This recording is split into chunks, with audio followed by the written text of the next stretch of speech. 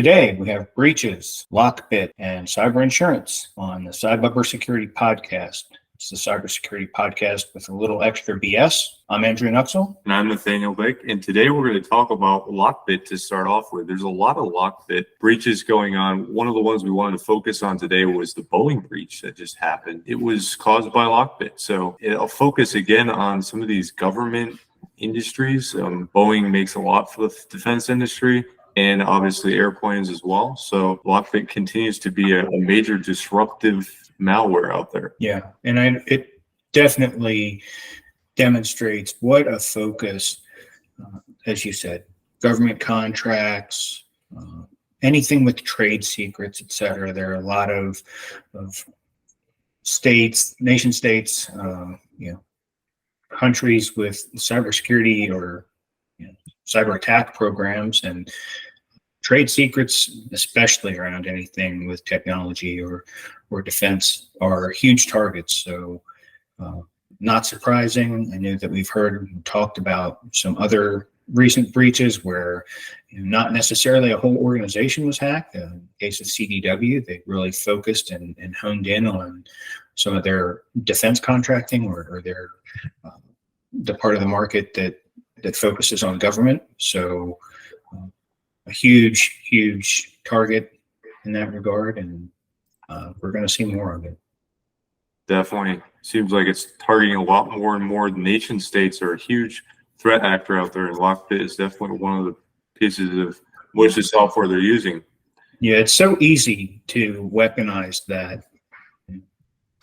You don't have to be an expert to be a hacker now. It's not like the movies in the late 90s where you had to have special equipment and only the nerdiest of the nerds could write code or figure out how to weaponize something.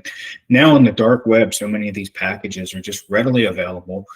Someone that has a fundamental understanding of networking or cybersecurity in general can go out, they can tailor these packages, customize them, easily find a potential target and launch campaigns. So it's just too easy.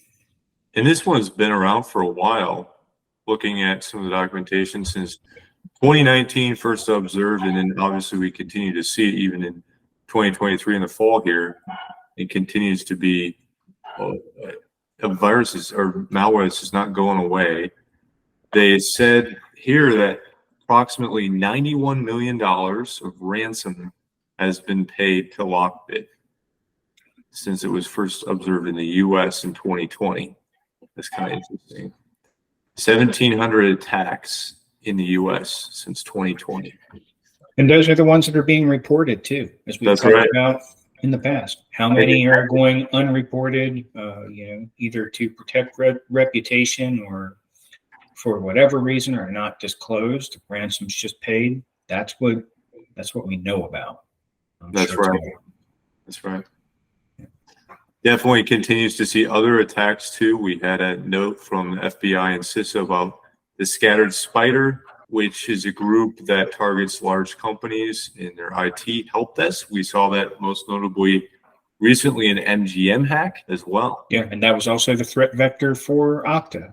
Someone impersonating a help desk agent, getting elevated access and going through that route. So it's just a common approach. The other one that came up that we talked about briefly before the episode kicked off was Booking.com. Another breach here recently. I think this one in the past week or so, but again, it started through phishing. Someone went through. It was pretty complex and interesting the way they did it. People are creative. These attackers are creative, and in this case, someone supposedly claimed to be a customer. Reached out to Booking.com, got some information from them. Then they turned around and pretended to be a representative for the help desk from Booking.com and reached out to hotels that had customers' information. It was fairly sophisticated, but they ended up with the capability to get customers' names that had booked. They scraped this from Booking.com and created a fake portal, pretended to be a representative of Booking, knew the hotel that they were registered at, and sent a message that said, we need you to update your credit card information. It didn't come through last time. And so they reached out directly to users and were able to steal a number of credit cards. Not quite the magnitude of some of these other breaches like the casinos that we're hearing about and so on. It wasn't just an $80 million loss on for a bad weekend for these casinos, but very creative and plenty of people impacted. Yeah, and some things to think about. Make sure those URLs that you're clicking on are going to a domain that's validated.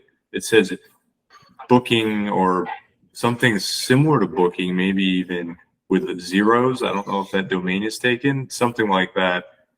That could be a way that they could mislead you in thinking, okay, this is the payment system for Booking.com. If it says an urgent request, highly unlikely that you're going to send an urgent request. And if you have a question, just go onto the Booking app or even any website app that you know is safe and just log on, see if there's any messages on the vendor website instead of following a link. And if you have questions, you can always just give them a call or use the online chat service most of these vendors have. Seen a lot of it with Amazon too. People saying, hey, click your package, or USPS or UPS saying you have a package delivery. And it update your delivery around this time of year too, with Black Friday coming up. We're ordering a lot of stuff. Be really vigilant and make sure you're staying aware of any type of package delivery URLs and texts or emails. Definitely a good reminder. And at this point, I think it's gotten to the point that so many of us are desensitized to warning messages on potentially harmful URLs, or hey, the security certificate is invalid for a given site, and many times people just haphazardly click past that and continue on, and you're even given a warning. It's very convenient, which kind of segues into whose responsibility is these attacks and breaches. And what we want to do now is talk about cyber insurance and what's the changing landscape with cyber insurance. So what really piqued my interest last week was an article that was shared around LinkedIn, and I did a little bit of research, multiple avenues reporting it. So it's not, I'm confident that there's probably legs to it, but the plan from several cyber insurance companies is to have their own internal auditors that they assign to potentially insurable organizations to do auditing on their behalf, rather than be confident in responses to questionnaires or surveys around how an environment is set up, what provisions are in place, et cetera. Not every company has some sort of third party that's come in and provided any sort of qualified audit response, but insurance companies are beginning to consider offering their own auditors or including their own auditors as a requirement to gain cyber insurance or as proof of insurability for potential clients. And we're seeing that a lot. It says here that cyber insurance premiums have increased by 50% in the last year. So it makes sense that they're going to try to check themselves and other companies before just insuring you and issuing you a blanket policy. I find it interesting too, a lot of other organizations are doing the same thing. We have the CMMC program now that they're actually making sure that you don't just say you're secure, you're actually getting audited. We have the SEC now that you're going to have actually have these cybersecurity requirements in place. We have the healthcare system, the FDA as well, saying that there's got to be cybersecurity requirements in place. Everyone at once is saying trust but verified. Yeah. I would just add to that, it's a rapidly growing industry. Audit is not an avenue that is up everyone's alley, but there's going to be a lot of jobs coming available on the audit side. There's already plenty. If you go out and search CISA for certified information security auditor. There's a huge demand for that. It's only going to get worse. There's going to be a lack of people that are capable of doing that. You're right. The landscape is changing. There's a lot more requirements around it. It used to be that, obviously, as you mentioned, you had PCI, you had some federal regulations, Sarbanes-Oxley in certain circumstances required audits, and PCI for credit card processing and so on. FDA has an extensive list of audits. DoD has audits that they require for vendors. But all in all, most organizations didn't necessarily need to have audit. It was either something the government required for a particular industry or a sales tool in some circumstances for resellers. So in order to demonstrate to a potential partner that they were prepared, they provide a SOC 2 or some other relevant ISO audit, and those type things had some value. Now it's really escalating. It's ramping up. I think it's just going to become common that, and not that it's a bad idea, but it's one more thing that organizations really need to start thinking about. You need to have an internal audit program. You need to have somebody that's aware of how a good program is run, understand governance, risk, cybersecurity, and it's be prepared yourself, because that's going to make conversations with a cyber insurer or potential partner or vendor much easier. So I think internal audit is going to grow massively. Prepare to answer those self-assessment questionnaires as honestly as you can, because if there ever is a breach, well, that cyber policy is probably worthless if they can catch you on one of those assessment questionnaires and it's not accurate. So those are really important. I actually saw that a cyber insurance company that I'm familiar with was actually requesting companies to install or upload information to a website vulnerability monitoring platform where they would continuously monitor your websites. And as soon as a threat was detected in real time, they'd start to send alerts. If you didn't fix that alert at a certain time, they would question your cyber insurance or ask for a premium update. It's kind of like getting a ticket for speeding. There's starting to be some consequences, and they're getting very detailed and specific on how they're enforcing it. Yeah, it's strange just how the insurance industry as a whole morphs. I mean, I'm sure that a lot of people have seen some of these companies that have a discount if you are willing to, install some sort of. It used to be that you had to put like code on the code reader on the ODB appliance. You could put a chip in there and it would monitor how quickly you accelerated, how often you went above a certain speed, and then that would upload to insurance companies. And if you didn't speed and didn't slam on your brakes too often and so on, your rates might be a little bit lower than somebody who did.